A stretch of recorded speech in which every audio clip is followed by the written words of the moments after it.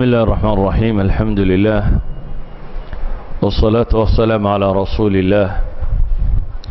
اللهم وفقنا لما تحبه وترضاه. وبعد، فسلام الله عليكم ورحمته وبركاته.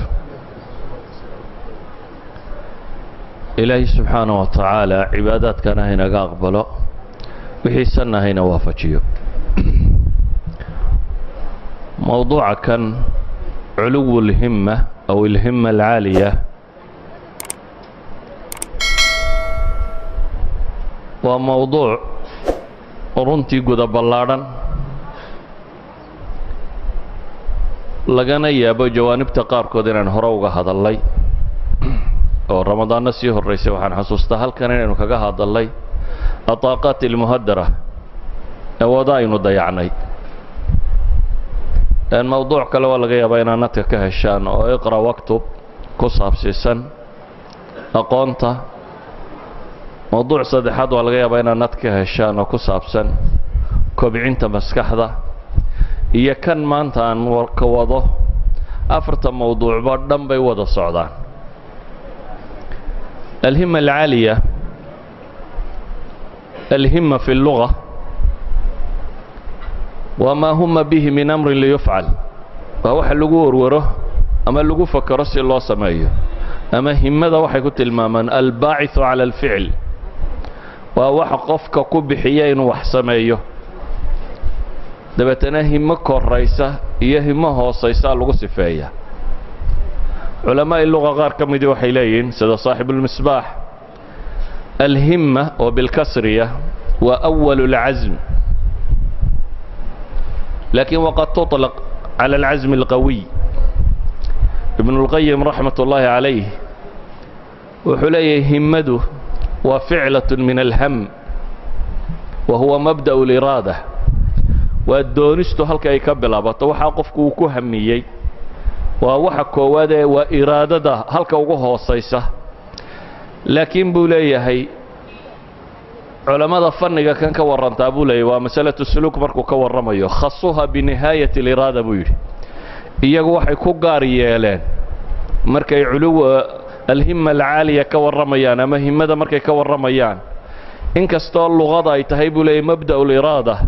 haddana fannu suluuki wazuhdi marka laga warramayo nihaayatu liraada baa loo adeegsadaa buu leeyahy, halka ugu dambaysa. idan falhamu mabda'uhaa waalhimmatu nihaayatuhaa buu leeyahy.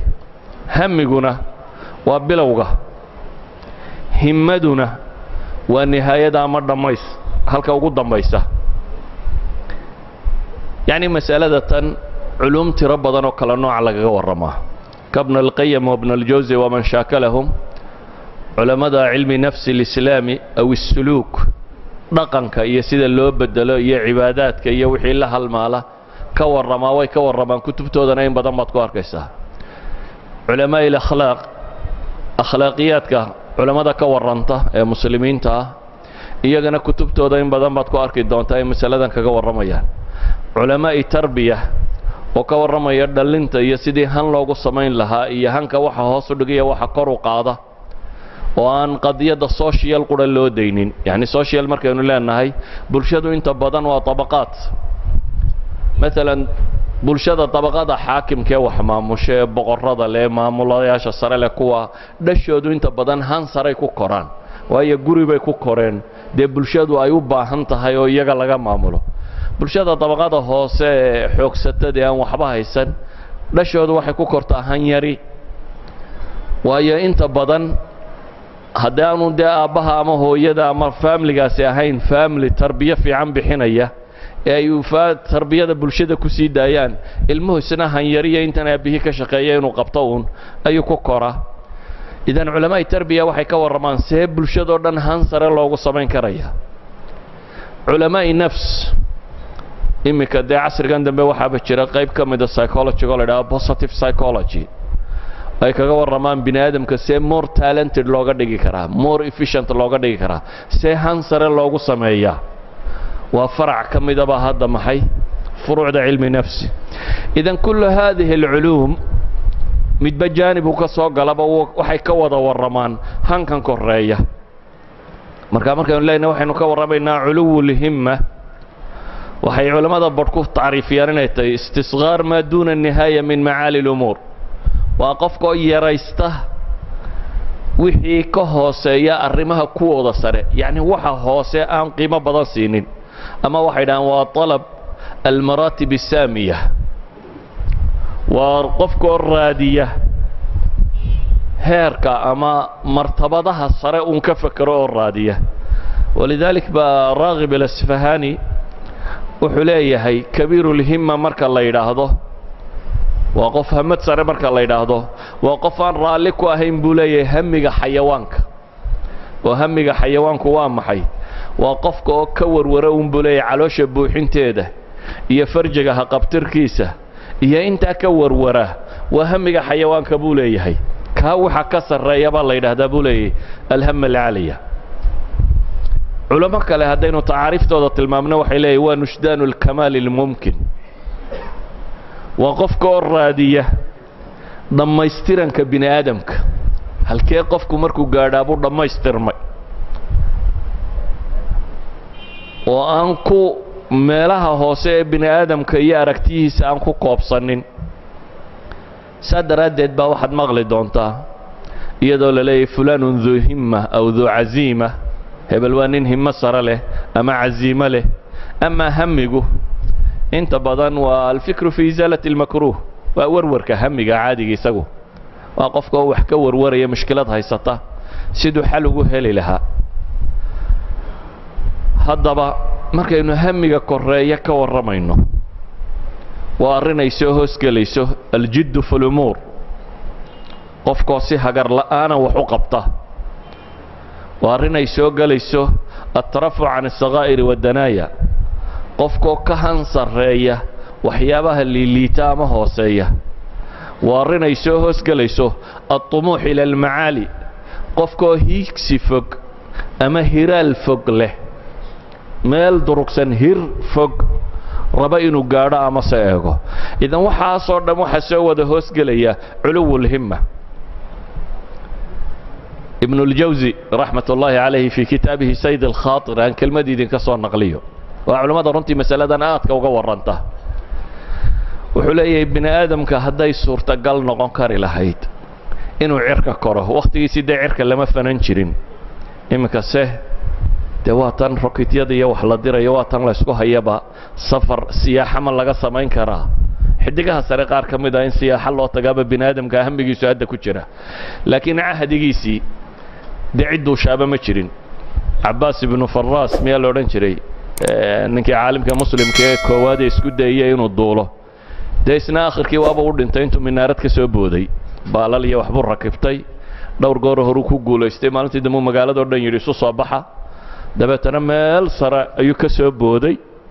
baalashii iyo waxbaa si uga furmo ka dabcay kadibna wadaadku dhabarkiiyo waxbuu ka jabayba wuu u dhintay yacni markaa waxay ahayd nin baa duulaya dee waxaan la arki karin bay ahayd haddaba wuxuu leeyahay ibn اljawsi haddii la sawiri kara buu leeyahy ciduun hadday suurayn karto lilaadamiyi sucuudu samaawaat in cirka la qaban karo haddii la sawiri karo la ra'aytu min aqbaxi الnaqaa'is ridaahu bilard waxaan u arkaa buu yidhi meelaha ugu liita inay ka mid tahay inaad adigu raalli ku ahaato inaad dhulka iska joogta buu leeyahy haddii ragba cirka u kacay inaad adigu dhulka fadhidaa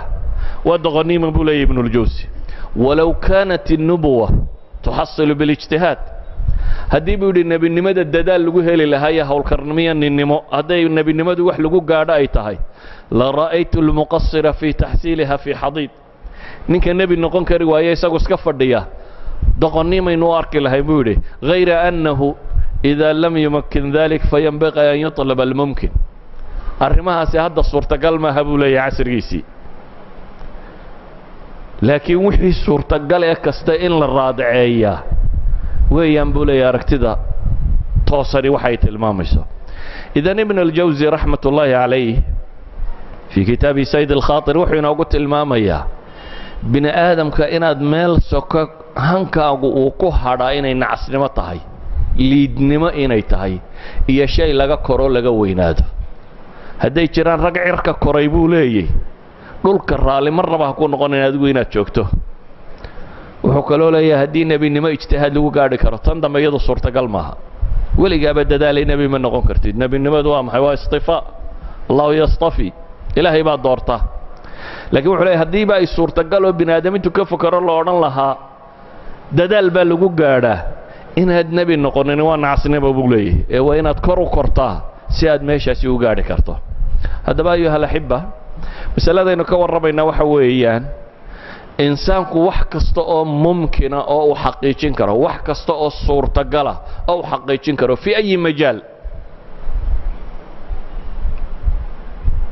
inaad raadacaysaabaa muhima. wax kasta oo suurtagala in la xaqiijin karo inaad raadacayso. ibnu اlqayim aljawsi raxmat ullaahi calayhi baasina wuxuu leeyahay caamadu dadweynaha waxay yidhaahdaan buu yidhi qiimatu kullu mri'in maa yuxsin. qof kasta qiimihiisu waa waxa uu hagaajin karo, waa farsamadu yaqaaniyo wuxuu yaqaano. waalkhaasatu taquul buu yidhi,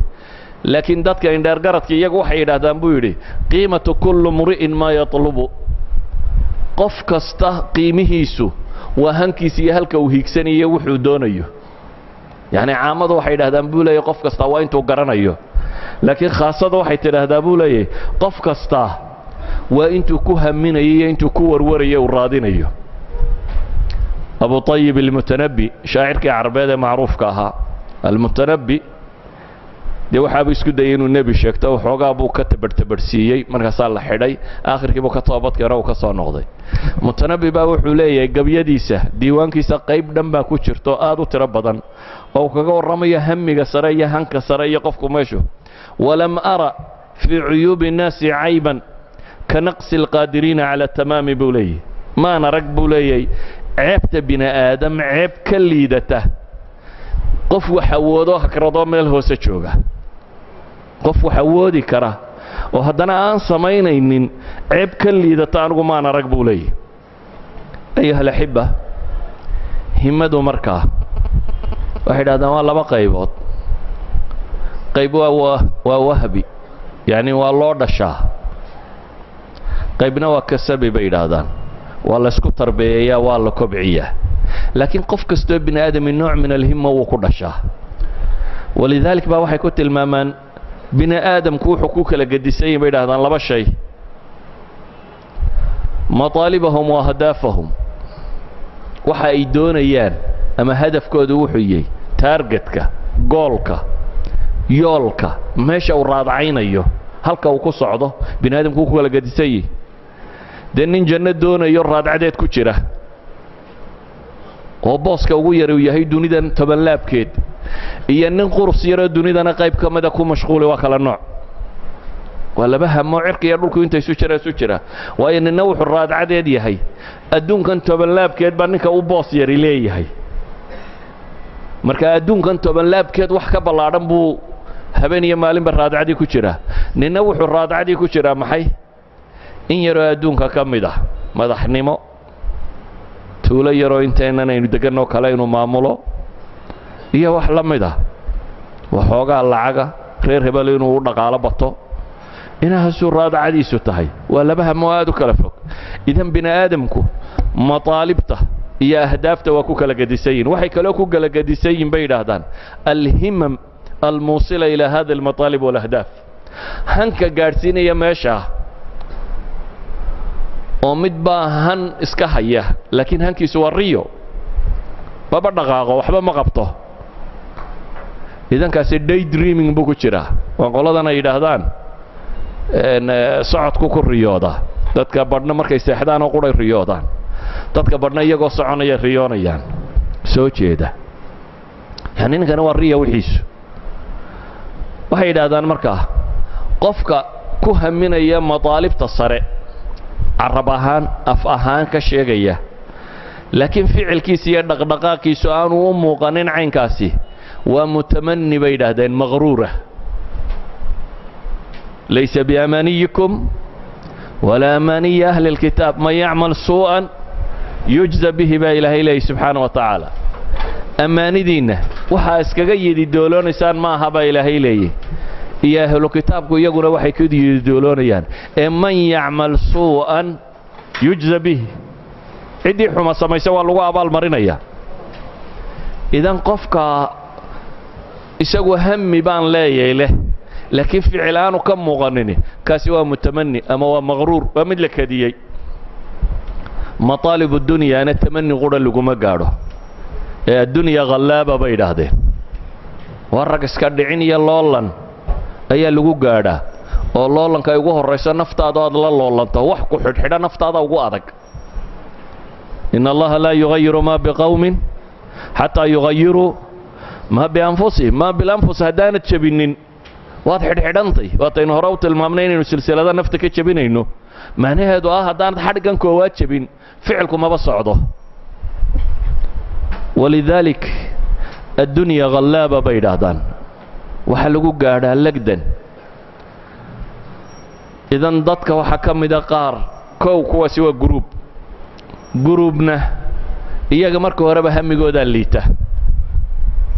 والسفاسف في الأمور يوحي الليته أيهي همي قوديه وغيبتة هنوليه هدفك كحل مثلا وانين هن له لكن هدفك ساين لا تنطيين له سيين لبودبودين دون الله مرمرين تنبه هدفك الليته لكن شيطان ماذا وكحل ديريه حق بوشيريا والله بحقك لو قدسيه لكن كهدي هدفك الله صحه وحنقون يكوي النبي قولها محي الناس معادن خيارهم في الجاهلية خيارهم في الإسلام إذا فقهوا وهدول هدي وحفهمان توصنان كره تتكبرنا هم بما لسيد حوله يسجنوا لي يحيل عون الهون يوحيل عب لها واقو ساكنة برية نرقاتية وياه هذا عدهم سوى بحيد وسكسوية وحكى الله كهم لي مجره waxay dhaadaan kuwaasi waa kuwa haday joogaana wax lama weydiiyo haday maqayina lama tabo meesha haday joogaana cidi wax ma weydiiso haday maqan yihiinna lama tabo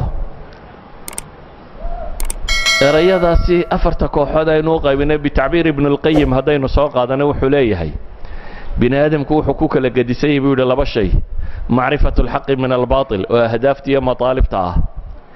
iyo iithaaru al-haqq ala al-baatil wa hammigi kugu bixinayay حق يا باطل كائنات كلا جرته إيوه حق إنات كدور بده باطل كأثر هذا عيسو مسألة ده أمرك إنه يجنبوا لبشركم أقسام فرع وقيب سمان كوحدة وقصر يسابوا لي وأنبيضة إلهي القرآن كوحك لي واذكر عبادنا إبراهيم وإسحاق ويعقوب أولي الأيدي والأبصار بعد حستابة إلهي لي يا دومها يجي نبي إبراهيمها إسحاقها يعقوبها سدح نبي يوسف علي إلهي محكو سفينيين أولو الأيدي والأبصار وأولو الأيدي أولو قوة نفسية همة عالية قوة عملية بيليين وحيكالويهم باليد أولي الأبصار وإن درقرته لبضي بيقوي وداقان هدفكنا وعديه وحقيا باطل ويكلا قرنيان ماشا لغو صعده أهدافتك الرئيسية كوة الدنيا ووكلا ساعيين همدي إيا وحقبتكينا ويليين إذن بلشدة جروبك اللبضة هلا وغصر راية وحاوغوها سيا جروبك اللبضة بلا من ليس له بصيرة وهو ضعيف أركتفقنا ماله همد وحقبته إيا أود وحقبتنا ماله أقوننا ما جرته همنا ما جره كاسنا وكانوا لهين سقوا ترسيس ماها قيب سدحات باجرته هدف كو قرنيا لكن همدي ساير والمؤمن ضعيف كو نبي وكتل مامي هدف هو قرنيا جنة النار النار لقى بحصو جنة لقبطو إلهي إلا الرادعي أدون كانوا فوقين هدف كاسي وعديه لكن هو ضعيف الهمة وحقبت كي ساير aragtidaasi intuu socdo ayaa gaaban qaybta saddexaad afraadna waa qolada cagsigeedo aziimay leeyihiin himma laakiin basiiradooda liidata idan wixii dhaqaaqaba way iska raacayaan laakiin raacistooda xawli ku soconaysa sharka haduu bilaabana xawlu jaraya khayrka haduu bilaabana xawlu jaraya laakiin waxa liita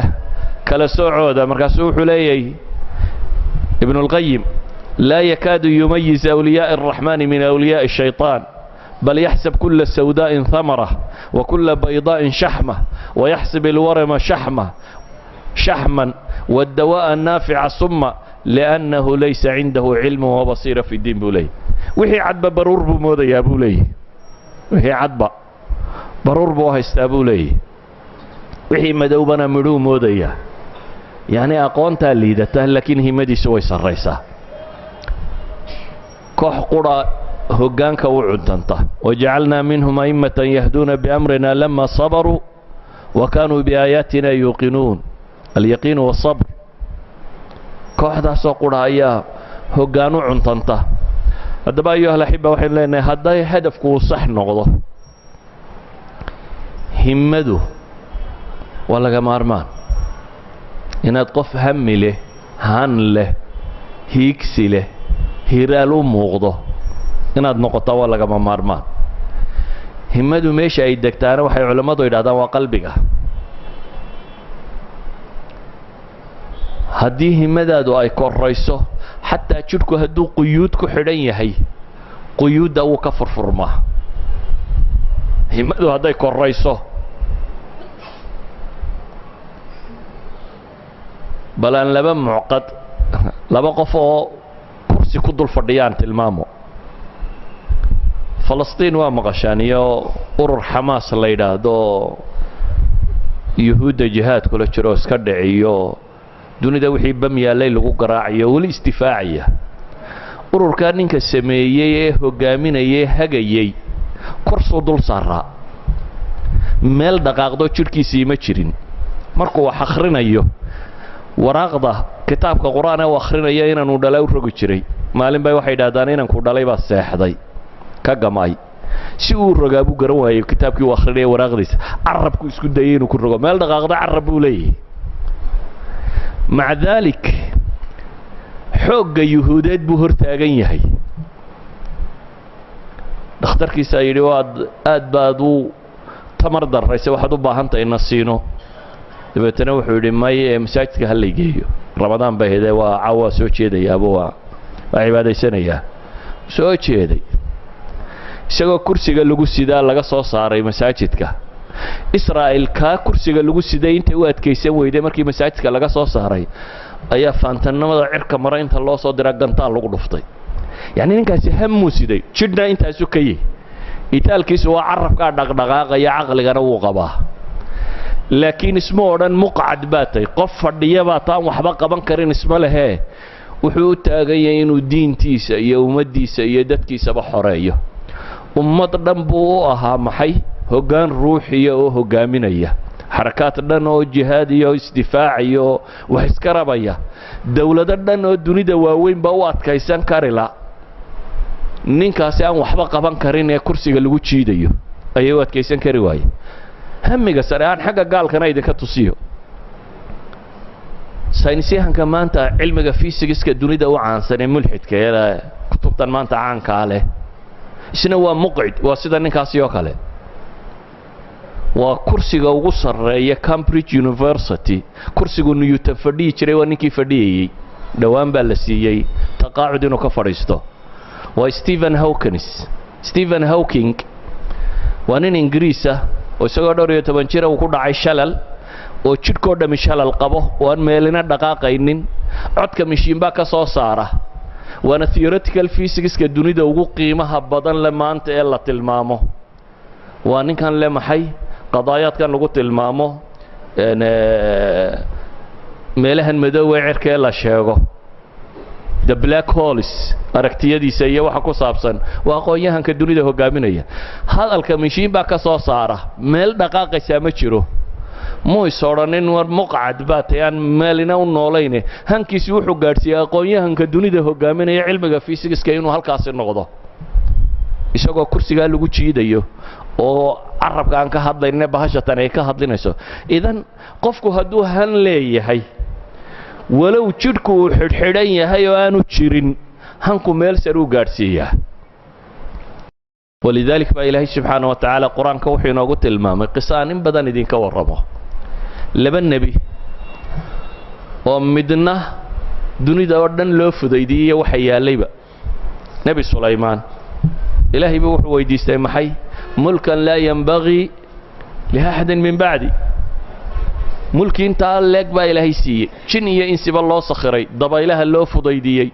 aqoon dawladda inta leeg islaamiga buu maamulayo xukumayay hanulaha oo waa kaasi jin iyo insiba maamulayay ilaahay markuu sifeynay wuxuu ku sifeeyay maxay ni'mal 'abdu innahu awaab ilaahay waxa kale quraanka uu ku sheegay nabi manzilada isna gaadhay laakiin isna jiifa oo 18 sano jiifay oo laga wada tagay oo tamari ka dhamaatay oo dhulka jiifa laakiin hankiisu yahay mid rabbi ku xidhan oo aan dunidan iyo waxa fudo yaalo dhamaanay u muuqanin isna bisabrihi hankiisi iyo hamadiisi waxay gaarsiisay in ilaahay uu ku sifeeyo isagana maxay nafsu ta'bir ni'mal 'abdu innahu awaab ilaahay isagana ku tilmaamay waa nabi ayub idan jirku isagoo xidhan oo qofku sariirta jiifo ayaa hadduu hansare leeyahay uu noqon karaa maxay uu noqon karaa mid meel sare u gaarsiiyo walidaalika ayuha alxiba waxaan leenahay qofka hanku iyo himada sarraysa meelaan camalkaagu gaadhin bay xataa ku gaadhsiin kartaa aakhiro nabigu calayhi salaatu wasalaam xadiidkeena uu tilmaamayay man hamma bixasanatin falam yacmalha katabaha allahu cindahu xasanatan kaamila ninka wanaag ku hamiya ee xataa aanay u suurtogelin inuu qabto ilaahay wuxuu u qoraa maxay xasana kaamila baa la yidhi wuxuu nabigu leeyahy calayhi salaatu wasalaam man sa'ala allaha shahaadata bisidq بلغه الله منازل الشهداء وإن مات على فراشه ننكا إلهي سدب ويدست شهادة إنه جهاتمو شهاده هنكيسو هلكاسو جوغا بلغه الله منازل الشهداء وإن مات على فراشه إلهي سبحانه وتعالى وحو قارسيا منازشه شهادة حتى هكو قيريودنا محي فراشي سكركي سنة هكو قيريوده بل النبي عليه الصلاة والسلام وحينات المامي إن بالمدينة للرجال ما صرتم مصيرا ولا قطعتم واديا إلا كانوا معكم مدينة رقبة شوغيب النبي يري غزوة تبوك مركي الله بحي لقبتي دقال كاسي waxay ahayd waqti samara xagaaya oo kulul waqtigan de sacuudiga kontonka iyo wax gaadhaan dhanka kale marka loo eegana waa waqtiga ugu barwaaqo badan de khaliijka waqtiga timirtu u bislaato dagaalkaasi wixii uu nabigu ka xayn karay uu ka xeeyay saxaaba u timir rabtay inay raacdo laakiin wax la fuulaan haysan lamana lugayn karo oo waqtiga kan de temperature-ku muddo fogna waa la soconayay temperature-kuna 50 degree buu marayaa meel cid lugayn karta ma jirto qofku waa inuu wax saaraada waa in wax laga koox saxaabada kamid uu waayay nabigu wuxuu saaro quraanku waa kaynoo tilmaamaya iyagoo ilmeynaya inay noqodeen xazanan iyagoo ka murugaysan inay nabiga raaci kari waayeen hamigoodu wuxuu ahaa inay jihaatamaan miinis kastoo ay samayn karayeenna way isku dayeen bale waa u ooyeen calala qalin la qaadana waxba waa ka suurtoobi weyday laakiin nabi maxamed wuxuu ku tilmaamay calayhi salaatu wasalaam markuu soo noqday ee uu soo socdo saxaabadii la socotay wuxuu ku yidhi magaalada madiina rag baa jooga aydan socod soconin ama dooxo waadi aydan ka tallaabin ilaa iyo waydin la socdeen xabasahum alcudur buu nabigu yidhaha xabasahum almarad fi bacdi riwaayaat yacni hamigoodu iyo niyaddooda xaggan gaadhsiisnayd bal nabigu calayhi salaatu wasalaam wuxuu ku tilmaamay ninkii hijrada u xidhxidhay ee dabeetana dhexda ku geeriyooday qad awqaca allahu ajrahu calaa qadri niyatihi buu nabigu yidhi ilaahay ajarkiisa wuxuu dhigay niyadiisu halkay gaadhsiisnayd bal nabigu calayhi salaatu wasalaam wuxuu inoo tilmaamayaa dadka badh maa min imri'in takunu lahu salaatun billaylin fagalabahu calayha nawmun إلا كتب له أجر صلاته وكان نومه صدقة عليه نبغى حلاي ما تشرى قف هبينكي لازم تشرين صلاة الليل كيسة قدان مرة بكسيحن تشرين لكن أي هبين هرداد الله تكتي هو يشو كحق بعض السي كاجركي والله قرية أبو النبي قولي عليه الصلاة والسلام هرددي سنة صدقاء إلهي سيئيبا يكوا أخي جوليبا وأصحاب الهمم العالية وضد هن له هن وحقبض له وضد هيكسي له هيكسي وحقبض له وضد هير أموضه وصعد كأن قبين الصعدة لكن مرارك قاركود أي أود حكميسه حتى هدي أود حكميسه عند الله أجر كوالي ما ونبغو تلمامية هنكو وحو تلمامية بني آدم كو دادك بربا ونبغو كو تلمامية هنكي سلول لنك كو قال آخره إلهي قرآن كمحينو تلمامية محي وصابقوا إلى مغفرة من ربكم صارعوا إلى مغفرة من ربكم صارعوا يسابقوا بإلهي وايري أبرتما إيا أردقتما إيا وهون لولنقلا ومحي اللولما إنا قادان وحل اللولما يوائن لقاده هدف كيل الربي وإلى مغفرة من ربكم وجنة عرضها السماوات والأرض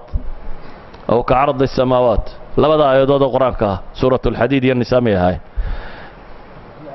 سورة حديد آل عمران إلهي سبحانه وتعالى وحينات الماميين إنه نقتنه برتنه بل برتن كاهد ديق نبي محمد وحلي عليه الصلاة والسلام سبق الدرهم 1000 درهم 100,000 درهم درهم أيها بقول كنا درهم كديري بالنبي قولي بل درهم بقول كن لبرتما يقياس أما كن درهم وحنفلا يا حديثك إنه 100,000 ها أيا كان حديثك إذا كان تحقيقين لكن waxa meesha ka muuqata hal dirham oo kunan la baratamaya sidoo la baratami karaya wuxuu la baratamaya hamada kala nooc ahayd midna xooluhu hagtiisa way iska daadsanay qiimo lama lahayn intan uu qabturo meesha ku tuuray ninna laba dirham buu haystayo labadiiba mid nafta ka jaray oo muxuu uga jaray hamigiisa inuu xaqiijiyo meesha uu socdo naftu may odhanin war la xijaalayso laba ka dhacday meesha tan abaar ba ka taagan gaajana waa loo dhintaaye iska bixinin adigu aad ku noolaatide ee wuxuu rabaa hadafkiisa iyo waxa uu socdaa kala weyn gaajadan iyo warwarkan bini aadamku uu qabo saasi daraadeed buu dirhamkiisa bixiyay idan dirhamkani wuxuu loolan kula jiraa kumaankum kale maxaa loolanka la galiyay waxa la galiyay naftiisa waxa la galiyay hamiga uu hayo haddaba ayuha alxiba waxaynu leenahay islaamku wuxuu inoogu yeedhayaa khuluqaasi rafiica inaynu gaadhno dhaqankaa wanaagsan inaynu yeelanno ilaahay qur-aanka wuxuu ku leeyahy reer banu israa'iil in badan baa la gumaystay dabeetana way han yaraadeen in badan baa la gumaystay way han yaraadeen wardiinta xoogu qaato xoog ugu dhaqmo dadaal haydin ka muuqda loogu taag waayay ilaa buur la dul qabto la yiri maxay khuduu ma aataynakum biquwwa ilaahay yiri khuduu qaataba la yiri ma aataynakum biquwwa وحانو يدين سيني با إلهي لي حوك قاطع واذكروا ما فيه لعلكم تتقون يعني دادكو مركو قميسي قترادا بدن لكو صون ولا عظم مدكو چرا قميسي وهنچبا ولذلك رير بنو إسرائيل هنكو دو قور مدبو قعي بيت المقدس قور ما يقبصدين كوي هرواتي لوغو تاقواي دادنا نقوى فرفردين موسو اذهب انت وربك فقاتل إنها هنا قاعدون بيجا هنكو دي نقضي ولذلك رير بنو إسرائيل هنكو دو قور مدبو قعي بيت المقدس قور ما يقبصدين كوي هرواتي لوغو تاقواي دادنا نقوى فرفردين موسو اذهب انت وربك فقاتل إنها هنا قاعدون بيجا هنكو دي نقضي دبتنا 40 سنة يتيهون في الأرض أفرتن سنة دودو وريرا لقلي وهي علماء يدادنا أفرتن كاوحا مردي وضيدي هنكا يرايودن دادي قميسيكا كسو كردي أياكو مردي وحا صوبحي جيل عصب وأنبياء تربيسي نبي موسى نبي هارون يوشع بن النون جيل عصب صوبحي وهن له جيل كدنبا أيوه قامي مركا يوشع بن النون بعد 40 سنة أيوه فرطي بيت المقدس بل دوليمات كسيدو وجو جري بو arkay cadceedo ka dhacayso ilaahay buu bariyeen oo cadeeda loo joojiyo xadiisku waa ka tilmaamaya saacad baa loo joojiyay cadceeddu xadiisku sheegaya si uu hankiisaasi in baytulmaqdis iyo camaaliqadiisaba uga takhalluso uu u gaadho idan khuduu maa aataynaakum biquwa baa ilaahay leeyahay war diinkaannu idiin soo dejinnay han sare ku qaata xoog ku qaata yaa yaxyaa khudi alkitaaba biquwa nabiyullaahi moxamed ilaahay muxuu leeyay yaa ayuha almudasiru waxyigii ugu horreeyey rasuulnimo fara maxaa la yidhi yaa ayuha almudasiru qum faandir warabbaka fakabir wahiyaabaka fatahir wاlrujsa fahjur walaa tamnun tastakir walirabbika fasbir baa ilahay yidhi kac baa la yidhi nebi maxamed marka isduuduubayow marada iska rog baa la yidhi oo rabbigaa weynee oo maradaada iyo naftaadaba daahirso oo waxaad qabanayso ha tirsan hays odhanin waxoogaa baad wallaahi samaysay oo sabir wixii kaa hor yimaadee caqaba ah xaggee loo diray wamaa arsalnaaka ilaa raxmatan lilcaalamiin litundira qawman maa undira aabaa'ahum min qabl ilaayaa uu gaadhsiiyey kuntum khayra ummatin ukhrijat linnaasay ka noqonayeen yacni nebi maxamed ilaahay subxaana wa tacaala waxaa la yidhi isduuduubka ka kac risaaladan baad xambaaraysaa xaggaad u xambaaraysaa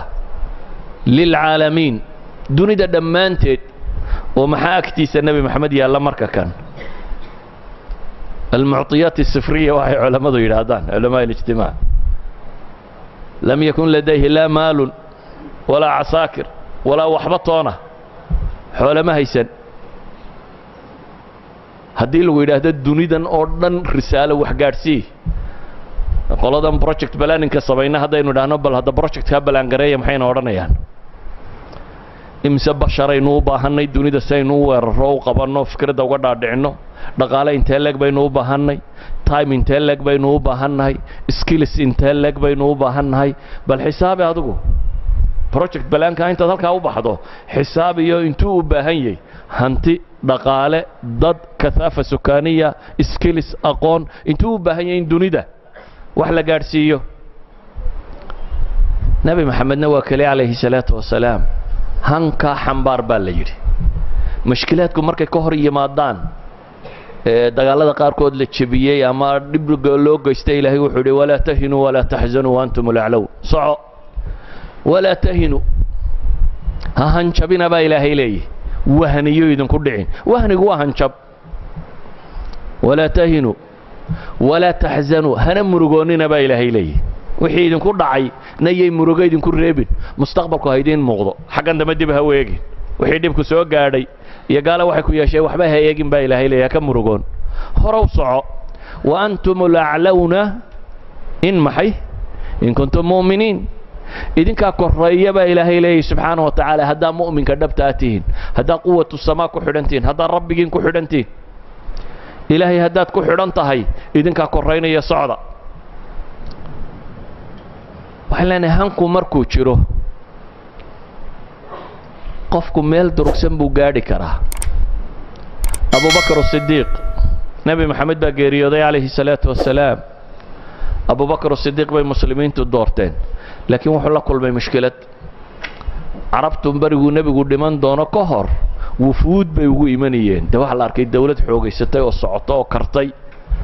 dabeetana waa layswada dhiibay koox koox baa loogu yimi laakiin markii la arkay nebigii oo dhintay koox koox baaba loo noqday magaalooyinkii muslimiinta waxay yidhahdaan 3 magaalo ama 4 magaalo waxaan dhammayn baa diintaba ku soo hadhay makiya madiina iyo taa'if iyo culamaa taariikh magaalo yaro kale qaarkood sheegaan inahaasaa wax magaalaha ku soo hadhay dadkii dib bay u ridoobeen abubakar asidiiq wuxuu yidhi hankiisu wuxuu ahaa dabar nabi maxamed la siin jiray haddii la diido dagaal baan ka xigaa buu leeyahy dabarka soo ma taqaaniin neefka xoolaha waxaa lagu xidho ama canaaq waxar nabi maxamed loo dhiibi jiray calayhi salaatu wasalaam haddii la diido hankiisu halka wuxuu haystaana waa maxay waxa ku soo hadhay intii muhaajiriinta iyo ansaarta ee rasmiga ahayd dawladda intii kale hareerahay ka sii baxaysaa qolaba waxbay ku cudur daaratay qolo tiray xoolaha bixin mayno zakada bixin mayno qolo ridaba iyagoo iclaansatay qaarba waxbay iclaansatay qaar iska reer baadiyahooda iskaga noqday qaarba meel bay ka baxeen waxay isku dayeen saxaabadu inay warwareejiyaan ma jirta buu yidhi dabar haddii lay diido dagaal baan ka xiga 2 sano gudahood ayuu dawladdii dhammayd dib u soo celiyey bal ee labadii dawladood ee dunida ugu xoog badnaa weerarka ku bilaabay 2 sano iyo dhowr bilood buu ahaa abubakar sidiiq imaam almuslimiin laakiin hankiisu wuxuu gaadhsiisanaa wixii nebi maxamed ka tegay calayhi salaatu wasalaam isagoo nool inaanay nuqsaamin intuu abubakar nool yahay ayunqasu diin wa ana xayuba taagna war ma diintaa soo yaraanaysa anoo anugu nool buu leeyahy anoo nolol igu jirto miyay suurtagal tahay inay diintu soo faydanto soo xaydanto oo hareeraha ka soo durugta macquul maaha buu leeyahy dabeetana hankiisii ilaahay waa u rumeeyey ciidan aan aad u badnayn buu wixiiba dib ugu soo celiyey bale ciidankaasi ayuu bilaabay inuu shaam furashadeedii iyo ciraaq iyo beershiya furashadeedii uu bilaabo dabeetana cumar baa ka dambeeyey oo gaadhsiiyey meelaan dadba gaadhin yacni dadku hadday han leeyiin ma xadayso awoodda markaasi agtaalloo qura ma aha wax xadeeye uu ka fakeraa ayuha alaxiba ma aha waxaa laga yaabaa inaad tidhaahdaan waar nebi maxamed dee ilaahay baa la socday oo taageeraya yaa adiga ku taageeraya iska wax waliba ka suurtagal baa tahay nebi maxamed rabbigiibuu taageere ka haystaye ama abubakar iyo cumar iyo kuwani awliyaa ilaahay bay ahaayeenoo rabbigood ku tiirsane dee malaa sida kale wax ku fahamtaane hadda gaale han le ma tilmaama hankooda caddaystay oo waxay rabeen gaadhay kuwaan ayaa taageerayey yani waa gaalo ma cindahum shay yani mawtistong soo maydan maqal mawtistong jaynuu bilaabay jaynow ma dad isku nooca waa 55 cirqi oo kala nooca intaasoo afoo kala nooca ku hadla waa waddan la gumaystay 400 milyan buu wakhtiga ahaabaa la yidhaahdaa tiradiisu meelahaasuu marayay 400 milyan opium warkiiba hore lagu qaado 100 milyan oo ka midaba drop out ayaa maxay afyuun addicted 100 milyan oo waddanka ku nool ayaa afyuunka caba oo derbiyada jiifa waa rubuc waddanka oo dhan waa waddan beeraley aan waxba technology oolin mawtistang wuxuu u guntaday waddanka caynkaasi inuu ka saaro oo dib u kiciyo isku dayuu sameeyey kuwii hore oo dhammi kawaaris bay noqdeen isku dayada qaarkood waddanku u mariyey waxay yidhahdaan isku daygii afraad jiilashii isaga ka dambeeyey ay sii wadeen baa hadda guushan gaadheen anyhow from 1949 ilaa hadda yacni laanlaantan aynu sheeganayno 11 sano inaga daaweynta china maanta dunida meel kastoo ka mid ah productkiisaa yaalla waa waddanka labaad ee duni u dhaqaalo badan waa waddankaasi 9 milyan taagan waa waddankaa dunida laga haybaysanayo oo waddankaa nuclear powerka oo waddankaa technology-ga oo waddankaa gantaalaha cirka diraya oo waddankaa astronomerska ragga cirka u diraya daa gantaale bini aadam waa kii bilaabay inuu diro raashiya iyo dee awal raashiya iyo maraykan qura bini aadam cirka u diray china saddexeeyo isna bini aadam cirka u diray halkaasay marayaan china intaa leeg wuxuu ka soo bilaabay from zero ground meelaan waxba ka jirin waddan haddaynu inagu leenahay qaadka ina halaagay war 100 milyan oo drop out ah joogay oo afyuun cabaya qaadka waxbaaba miyirka ku hadhaye aan miyirka waxba reebaynin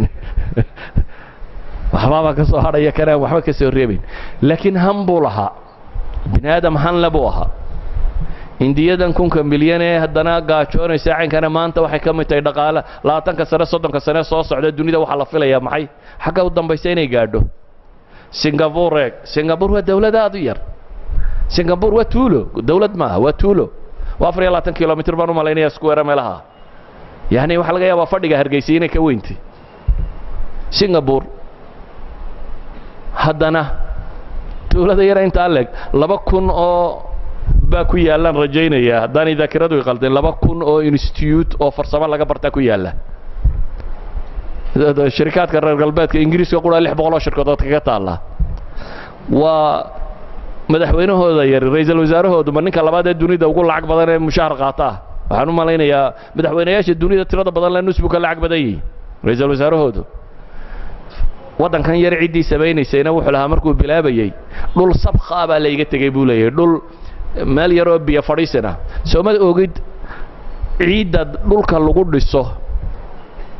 dhulkoodu ciid male sooma ogid bal adigu waddan qiyaas aan ciidda dhulka lagu daaraa lagu dhistana lahayn ee dabadda ka soo dhoofsada ciidda daaraa lagu dhisto cabaarad baa looga soo qaadaa maxay maleesiya siisa biyaa lacbana maleesiya siisa yacni muqawamaat alxayaat ma yaaliin haddana singapura maanta waxay ka mid tahay maxay dunida dhaqaalaheedu tegay ee horumaray teknolojigeedu tegay bay ka mid tahay hal oday oo maalin dhaweyd dhintay ayaa u kacay oo xadkaasi soo gaadhsiiyey kuuriya aljunuubiya eeg ma ilaahay bay rumaysantay waxba ma rumaysnaa jabaan eeg jabaan 150 sano ka hor waxay ka mid ahayd feudal systemkii beeraley waxba haysanin bal aan qiso idiin soo naqliyo oo siharo nin la yidhaahdo doctor tawfiiq alwaaci ayaa xikaayada soo naqliya inkastoo dadka aan baadhaanan hore u helin magaca kan laakiin waa nin say sheegayaan samura familiga samura familigu waa middle classka qabaa'ilka ka mid ah ee jabaan waa qabaa'ilkii xaashiyada boqortooyada ku dhawaan jirtay ciidamada ahaan jiray jabaan ilaa 150 sannadood buu cilaaqaad la lahaa waddankan jarmalka la yidhaahdo inta badanna saaxiibbay ahaayeen in yaroo dagaalkii labaad buu xagga ingiriiska jabaanku yaro raaceen waxoogaa dagaalkii koowaad baan leeyahay waxoogaa dagaalka koowaad iyo agagaarkiisiiya ayay jabaanisku xagga ingiriiska mareen laakiin inta kale jarmalkay saaxiib ahaan jireen dagaalkii u dambeeyeyna la wada jabiyey waxay isku dayday jabaan arday bay diratay la rabo inay wax ku soo bartaan waddankaasi ninkan magacan le baa ka mid ahaa baa la yidhaahdaa hamburg university buu tegey waxbarashuu bilaabay waa group arday oo la soo diray waxaana loo soo diray aqoonta Germany in la soo raro Germany-na waa meelihii dee galbeedka hogaaminayay technology-giisa sideedaba technology-gu meelaha ugu badan oo ku faafay dee waddanka Jarmal baa ahaan jiray wuxuu leeyahay ardayga kani markaan master qaatay oo auto mechanics buu dhigtaa الميكانيكا markaan theory-yadii iyo bookskii iyo wixii ayay macmal bana geey waayeen buu yidhi theory uma loo dhigaa nadariyaad jaamacad iyo book iyo drawing iyo wax unbana lagu wadaa buu yidhi meel farsamaba waan arki waayey anna waxa iga go'an buu leeyahay inaan waddankii horumariyo waddankana dee buuga ku horumarin maayo si aan yeelo waa inuu tala kala keenaa maalintii dambe ayaa waxaan arkay buu yidhi meel macrada oo injiino muxarrak injiinaya talyaaniya lagu iibinayo 2 horsepower dabeetana injiin baan baabaayacayo mushaharkaygii oo dhan buu la qiimo noqday buu yidhi hal injiina baan mushaharkii siista habadii injiinka ahayd anigoo ku faraxsan oo qaadi karayla ayaan gurigaygii la tegay buu yidhi waxaan idhi buu yidhi kani waa modelka haddaan ku guulaysto waxa kalena waan ku guulaysan doonaa injiinkii buu miiska saartay halkan rafkaan kala soo daadegay buu wixii buug lagu akhriyi jiray iyo wixii sawiro injiinka warrabay iyo wixii oo dhan waxaan ku tala galay buu yidhi injiinkaasi inaan furfuro bool kasta iyo bir kasta meel dhigo bir kasta sawiro sideeda u dhigo kala wada daadiyo kadibna aan dib isugu wada celin karo dabeetana aan mar kale ka shaqaysiin karo si xirfadii ku jirto xabad walba u sawiray mid walba meel u dhigay waday 3 maalmood bay igu qaadatay wuu yidhi inaan kala wada furfuro oo dabeetana dib u xidhxidho oo dabeetana kiciyo injiinkii waxaan ku guulaystay buu yidhi inuu kaco aad baan u farxay buu yidhi marka kaahinkii watay yani dhaqanka iyo hidaa iyo waxoodan in la ilaaliyo inagu intaynu diraawn bay lumaane kuwan la diray waxay iyagu jabaan ku dartay kaahin xataa dhaqanka iyo diinta iyo waxaan u ilaaliyo la socda kaahinkii baan u yimi buu yidhi waxaan idhi buu yidhi maanta waan soo guulaystay maxaad samayso waxaan idhi buu yidhi waxaan soo furfuray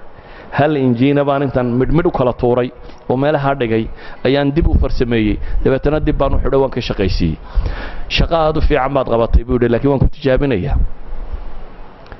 injiin mucatal oo kharibmay baan kuu keenayaa buu yidhi kaa haddaad ka shaqaysiiso markaasaynu wada hadlaynaa wuu baxay buu yidhi injiin kaluu ii keenay oo qariban furfurkaas buu yidhi waxa xun soo saar oo dabeetana samee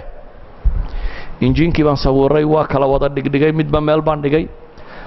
3 birood oo cunmay oo dhibaata gaadhay baan ka soo dhex helay buu yidhi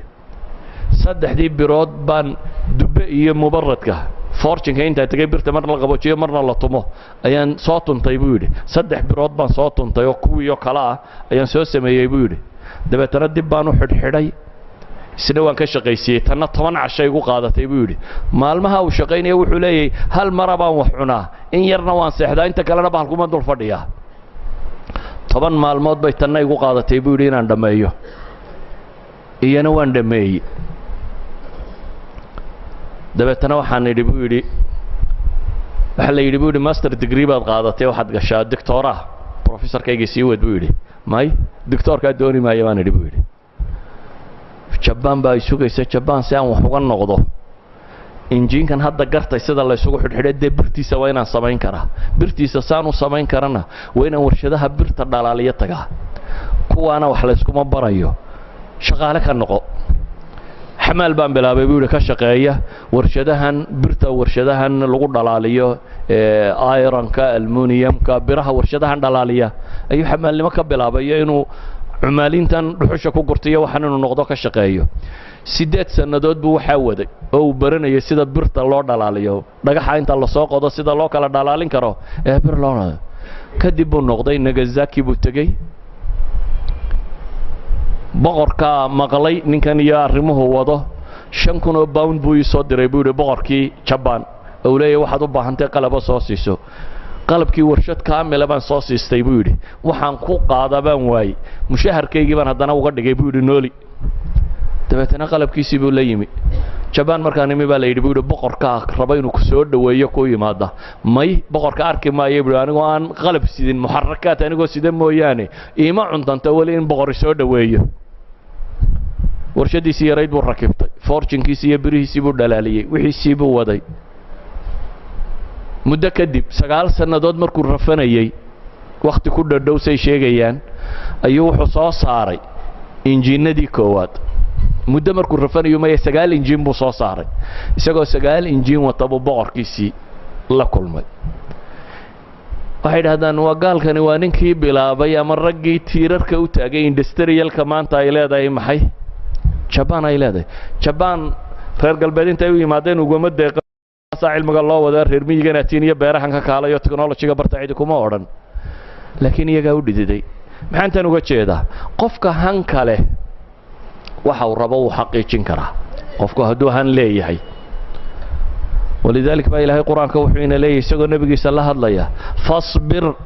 كما صبر أولو العزم من الرسل بقى النبي قال ويلي والصبر يعني إنه لشو عقبات بقى إلهي مركا نقول أي هم بعض يالانيسا معنى ما ها واحد قبطابا بررح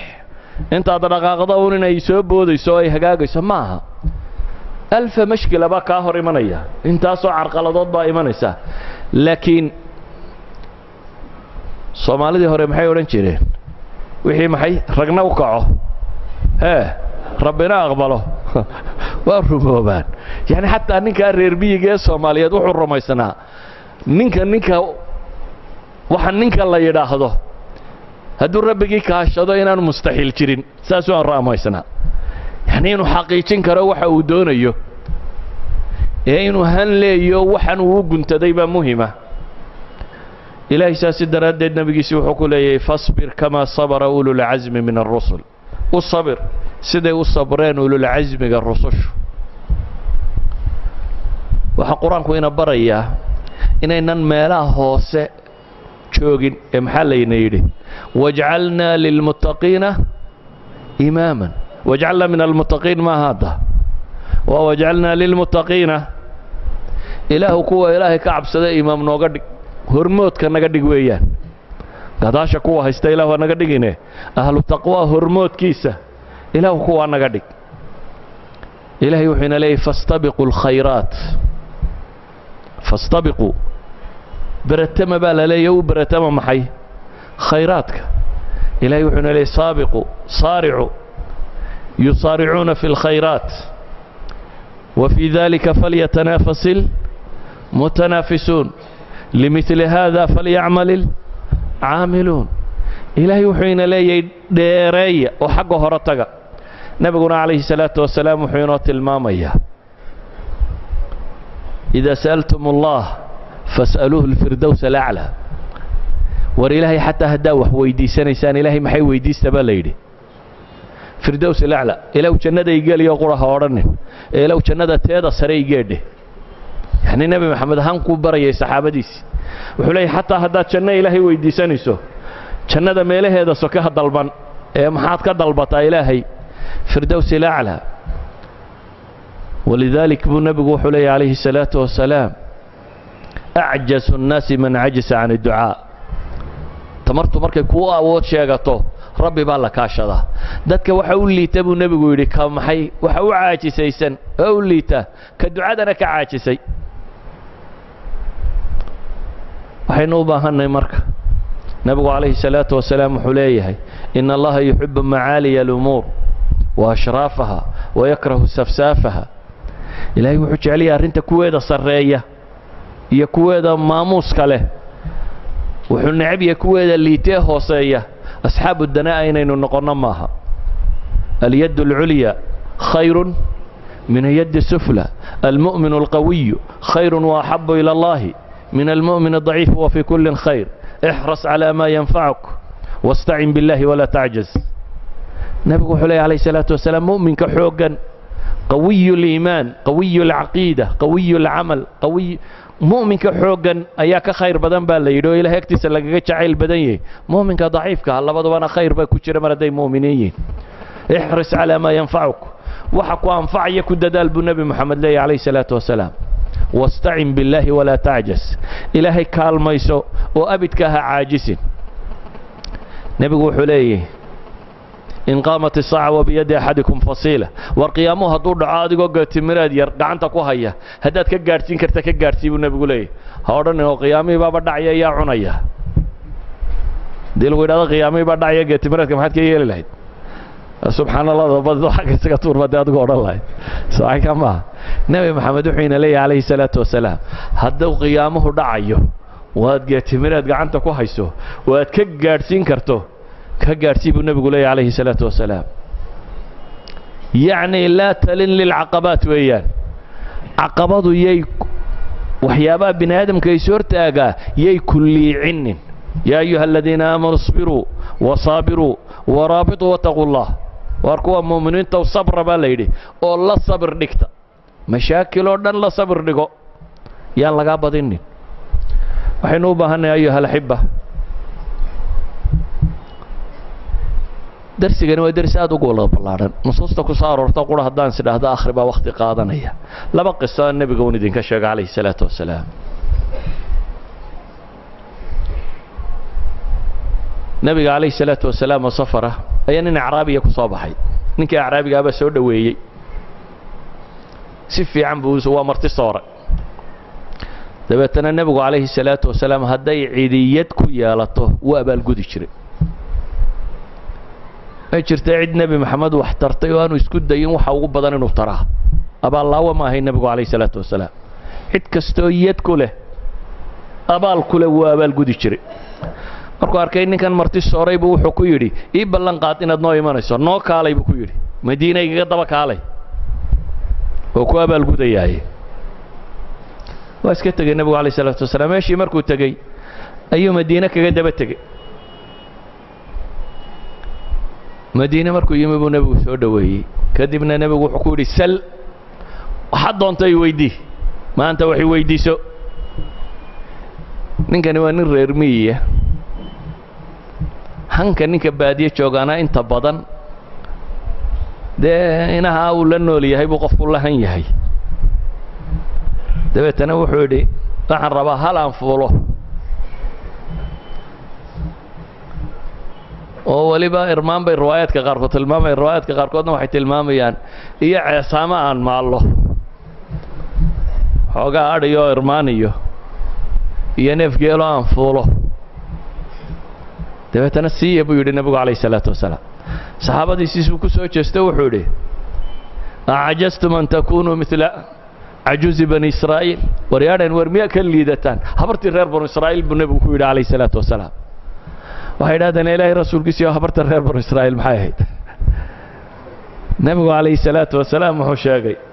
islaan reer banu israa'iila nebi muuse markii uu hijrooday ee uu ka baxay fircoon iyo meeshii uu maamulayey ee ay safarka ahaayeen ayay waddadii ka lumeen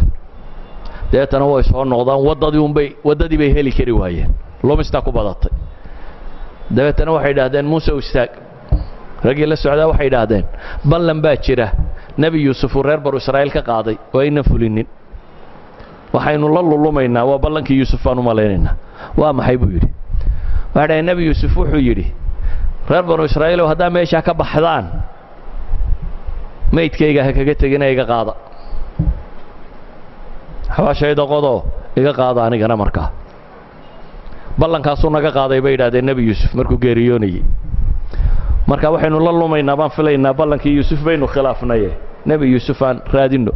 yaa garanaya baa la yidhi xabaashii nebi yuusuf waxaa la yidhi habar unbaa wax nooloo imika garanaya hal islaanaba hadhay habartaasaa hadhay habarta igu yeedha buu yidhi habartii baa loo yeedhay habartii baa waxaa la yidhi waxaan rabnaa inaadna tusto buu muuse leeyahay meesha xabaashii nebi yuusuf waxay tidhi xukumkayga ha laysiiyo oo waa maxay inaan jannada kugu raaco jannada kula gala bay tidhi nebi muusew waa habar janno doonaysaa haddii aniga intaa haddaan layga rabo aniguna waxaan rabaa maxay jannaan doonaya hankeedu halkaasuu taagan yihi dabeetana xadiidku wuxuu tilmaamayaa muuse arrintu ku yaro weynaatay ilaahay baa u waxyooday muuse waxaa la yidhi xukumkeeda sii islaantaa xukumkeeda sii waad leedahay baa la yidhi ballankaa laguu qaad inaad nebi muuse jannada u raacdid ee tilmaam waxay tidhi nawadiya waxay keentay meel mustanqaca meel biyo fadhiisiyo qurun ah ayay keentay waxay tidhi meesha tan biyaa ka dhura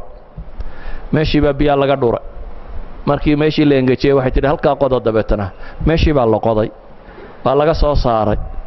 dabeetana safarkii bay bilaabeen taabuutii nebi yuusufna waa qaateen waddadii unbaa ilaahay toobiye uga dhigay markaasiyo reer banu israa'iil sidii bay ku galbadeen oo ilaahay ninkii fircoon ahaa iyo kooxdiisii uu ku dhaafiyey oo uu soo gaadhi waayey nebigu wuxuu leeyahy calayhi salaatu wasalaam ninkii uu yidhi sal ee wuxuu hungurigiisu noqday neef geela iyo 30 adhi ee waxoogaa adhiyo uu maalo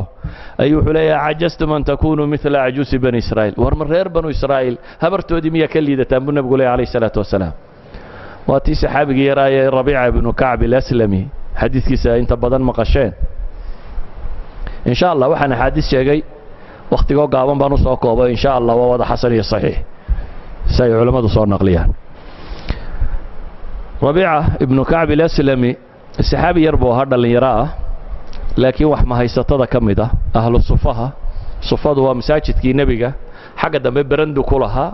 ay hadhsadaan saxaabada aan guri iyo waxba toona magaalada ku lahayn ee iska baahan ee halkoodaa seexdaan oo hadhsadaan ragga halkaa joogu ka mid ahaa nin dhallinyaraana wuu ahaa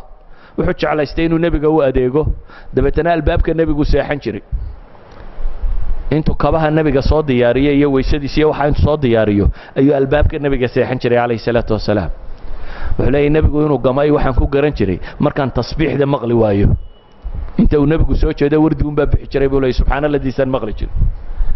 nebigu inuu gamay wuxuunba calaamadii ahaan jirtay buu yidhi marka aan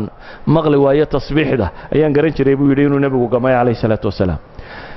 markuu nebigu tooso ee is idhaahdo bax oo kaadi iyo xaajo tag